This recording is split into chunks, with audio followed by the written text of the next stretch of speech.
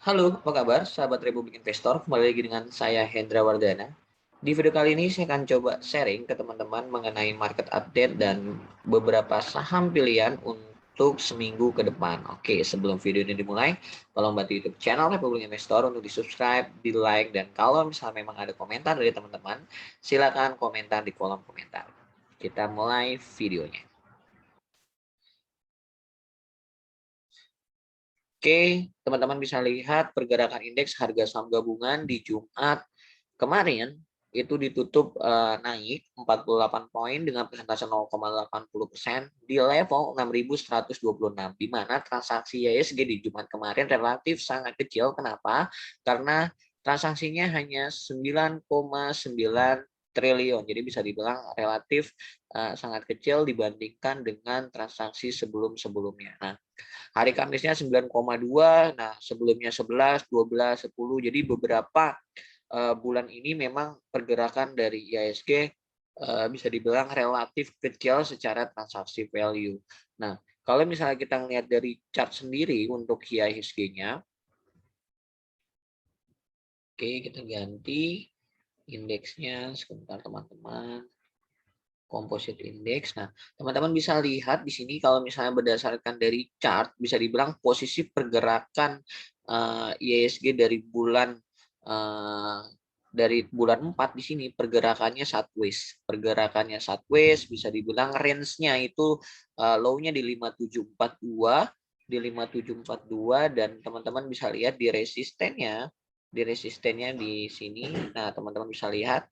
Nah, di sini teman-teman bisa lihat tertingginya itu terjadi di bulan 6 itu high price-nya itu 62, 63, tidak bisa mampu ke resisten yang terjadi di bulan 3 2021 di 6394. Jadi pergerakan IHSG masih bergerak dengan rentan yang bisa dibilang sideways, dan kemarin itu bisa dibilang pergerakannya ditutup di 6126. Nah, kalau misalnya teman-teman lihat untuk pergerakan dari IHSG sendiri, ini teman-teman bisa lihat nih, ditutup di moving average 5, 20, 60, 120, di MA 200-nya justru dia sudah break di moving average. Jadi kalau misalnya untuk pergerakan IHSG resisten berikutnya di berapa? Nah, teman-teman bisa lihat nih, resisten klasiknya ini ada di 6157 dan saya berharap dia bisa breakout di level psikologisnya di 6150.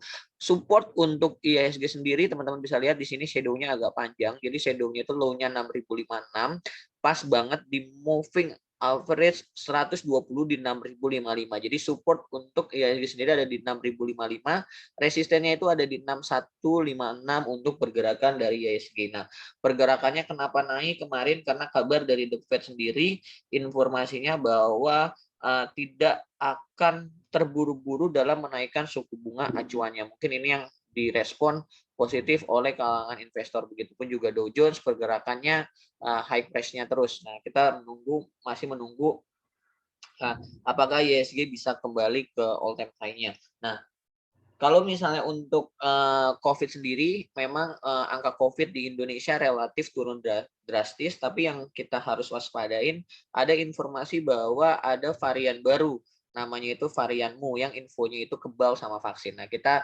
berharap varian ini tidak masuk Indonesia, dan ketika misalnya, walaupun misalnya katakanlah masuk, bisa terkendali supaya pergerakan ekonomi kita bisa berjalan dengan semestinya gitu loh, karena kita bisa dibilang udah hampir 1,5 tahun kita tidak perekonomian kita tidak berjalan dengan semestinya.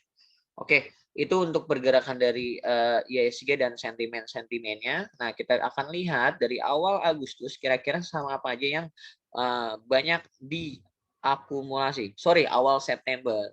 Kayaknya masih masih nggak bisa lepas dari bulan Agustus nih. Oke, kita lihat dari awal September di tanggal 1 kita lihat sama-sama apa aja sih yang diakumulasi, dan sebenarnya teman-teman punya peluang untuk dimasukin ke portofolio teman-teman. Nah, teman-teman bisa lihat ini di awal bulan 1 sampai bulan 3 ada saham Telkom yang banyak diakumulasi itu sebesar 138 miliar, ada saham Bukalapak 83 miliar, ada saham PTBA 68 miliar, ada saham UNTR 64 miliar, ada LPPF 63 miliar, ada BBCA, ada Agro, ada BMRI, ada INDF, ada IPTV, ada Adaro. Jadi teman-teman bisa lihat di sini yang masih besar itu diakumulasi itu ada saham Telkom. Nah, kita lihat saham apa aja sih yang banyak dilepas oleh asing dari awal September ini. Nah, teman-teman bisa lihat nih, Bang Arto, BBRI karena mungkin ada sentimen mengenai corporate Asian rights issue,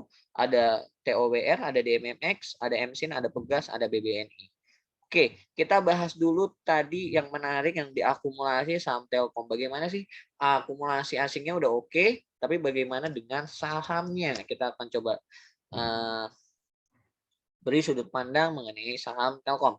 Oke, teman-teman bisa lihat sendiri di sini saham Telkom. Jadi bisa dibilang kemarin itu pada saat hari Jumat opennya 3.400, high price-nya 342, low-nya 3.370 dan close-nya hampir menutup harga open-nya kemarin, tapi close-nya ditutup turun gitu loh, ditutup turun di 3390 atau turun 0,59%. Nah, untuk Telkom sendiri kalau misalnya dibilang ini udah berhasil bergerak di range moving average 5-nya, moving average 20-nya, moving average 60-nya. Nah, resisten klasiknya teman-teman bisa lihat di sini di 3440. Jadi kalau misalnya dia break out di resistennya 3440 sangat menarik untuk ke level 3570 resisten kedua untuk saham Telkom. Nah, kalau misalnya teman-teman tipikalnya buy on weakness, teman-teman bisa buy di area dekat moving average 5-nya nih, teman-teman bisa lihat moving average 5-nya itu ada di 3380.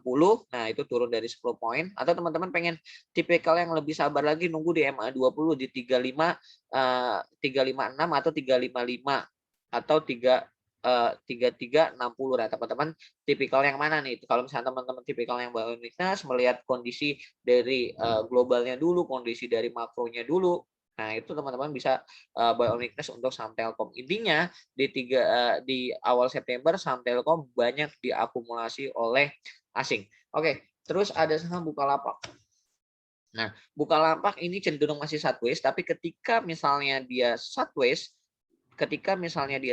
justru dia diakumulasi oleh asing. Jadi teman-teman bisa coba untuk spekulatif baik untuk saham Bukalapak, apalagi ketika misalnya harga sekarang 895, harga IPO-nya 850, syukur-syukur dapat di range harga dekat harga IPO-nya. Nah, ketika misalnya di situ ada buyer atau ada volume yang kuat, teman-teman bisa untuk coba spekulatif Bukalapak. Banyak yang mengeluarkan konsensus di 1.800, 2.000. Nah, itu tergantung dari trading plan teman-teman untuk saham Bukalapak itu seperti apa. Nah, kalau saya ada yang menarik untuk menjadikan di portofolio teman-teman, tadi asing juga udah mulai masuk. Nah, ini ada saham PTBA. Kenapa saya bilang PTBA? Saya menjagokan saham PTBA dan saham Adro untuk batubara. Karena teman-teman tadi bisa lihat PTBA diakumulasi oleh asing dan Adro pun juga diakumulasi asing. Nah, ini bisa dibilang candle-nya udah sangat powerful, close-nya itu high price-nya. Dia udah pengen coba keluar dari moving average. Nah, teman-teman bisa lihat nih, moving average 120-nya di 2.300. Jadi harga sekarang 2.290. Kalau misalnya besok breakout di level 2.300, dia udah breakout moving average 60-nya, sangat menarik untuk ke resisten klasiknya di 2.390 untuk saham Adro. Nah, teman-teman bisa coba ngelihat datanya di 3 hari ini, misalnya tanggal 1 bulan 9. Nah, teman-teman bisa cek di sini apakah masih menarik. Nah, teman-teman bisa lihat nih bandarmologinya di sini, AKUBS 128, JP Morgan 119, CC 51. Nah, ini bisa dibilang seller pertama, kedua, ketiga bisa dibilang jauh lebih kecil dibandingkan dengan top buyer pertama, top buyer kedua, top buyer ketiga. Jadi inilah yang disebut dengan akumulasi. Nah, ini PTBA harga sekarang 2.290 dari awal September, maka average-nya itu di 2.20 dan JP Morgan itu ada di 2.43 atau 2.245. Harga sekarang 2.290. Jadi ketika misalnya dia turun di 2.245 atau 2.250, nggak jauh dari harga average dari JP Morgan ataupun AKUBS di 220, teman-teman bisa untuk coba masuk untuk saham PTBA untuk akumulasi di sana. dengan target resisten PTBA. Nah, teman-teman bisa lihat yang tadi saya bilang, resisten klasiknya itu di 2390. Mungkin teman-teman ini udah secara risk to reward udah sangat oke ya. Secara risk to reward, kalau misalnya di sini support kuatnya, di sini support kuatnya dia mantul. Nah, rewardnya teman-teman kalau misalnya dia tembus 2290, 2290 bahkan bisa ke 2500, 2800 atau bahkan tertingginya lagi di bulan 12 2020 itu ada di 3180. Jadi secara risk to reward masih sangat oke untuk saham PTBA. Oke, mungkin itu aja video dari saya. Kurang lebihnya saya mohon maaf. Sampai ketemu lagi di video saya berikutnya.